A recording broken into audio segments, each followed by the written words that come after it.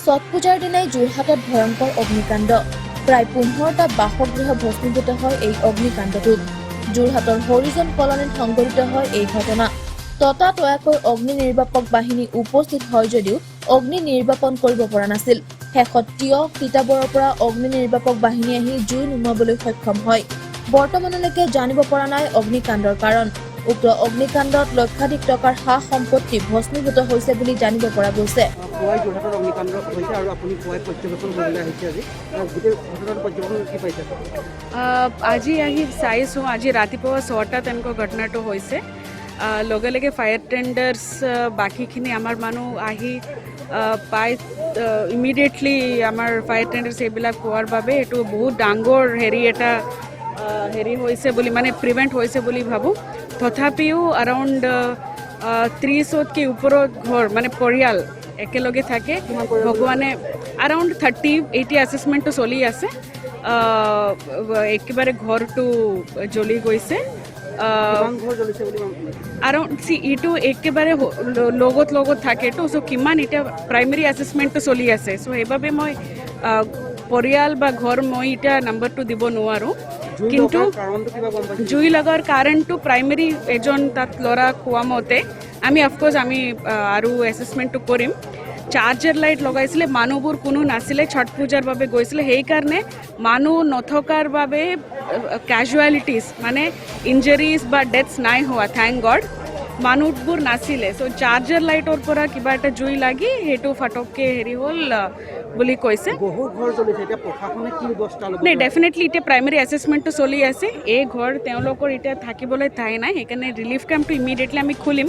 কিন্তু letter on যি compensation তেখেতলোকে পাব লাগে বা হোৱাট এভাৰ আমি চৰকাৰ ফালৰ পৰা আমি কি দিব পাৰোঁ, ইমিডিয়েটলি এছেছমেণ্টটো ষ্টাৰ্ট হ'ব আৰু প্ৰক্ৰিয়াও ষ্টাৰ্ট হ'ব। ছট পূজাৰ কাৰণে সকলো মানুহ গৈ পেলাই নৈ কিনাৰত থকাৰ বাবে হয়, মানুহৰ এফেক্টটো নাই হোৱা, মানুহবোৰ ঘৰত নাছিলে। চ' সেইবাবে মানে lot of life loss has been prevented. কাৰণ ছট পূজাত মানুহ ওলাই গৈছিলে, ঘৰত কোনো নাছিলে, বাছিল। মই যেতিয়া ঘৰত শুই আছিলোঁ, এই আপোনাৰ খুব বেছি 4-5টামান হৈছেগৈ। তাৰপৰা কাৰেণ্টটো গুচি গ'ল, ইনভাৰ্টাৰটো ঢাপকৈ মাতিছেগৈ। মোক কি মাতি আছেনো?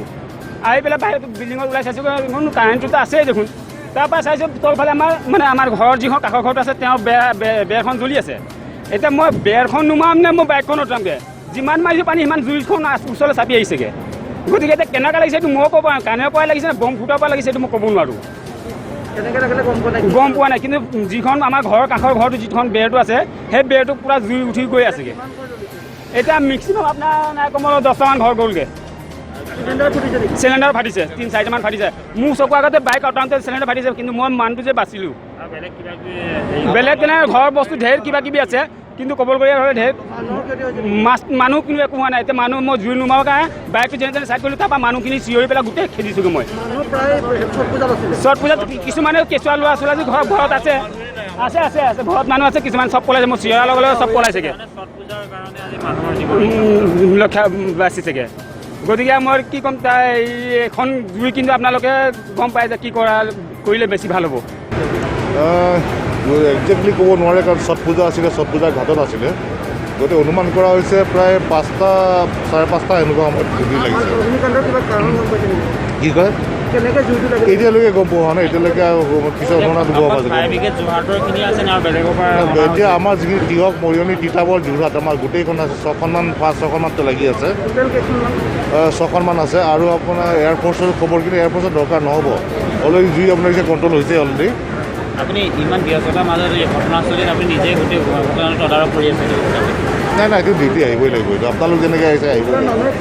নাই, ক্ষয়ক্ষতি একো নাই। চাব একজেক্ট ঘৰ কিমান জানে, ইয়াত থেপাথেপি ঘৰ, এতিয়া ঘৰৰ হিচাপ ওলাব পৰা নাই। কিন্তু মানুহৰ একো ক্ষয়ক্ষতি হোৱা নাই। সম্পত্তি হৈছে দেখি ঘৰ জ্বলিছে। এতিয়া কেইটা ঘৰ জ্বলিলে কি হ'ল আমি এতিয়া হিচাপ দিম, এতিয়া জুই পিছত ল'ব পাৰিম।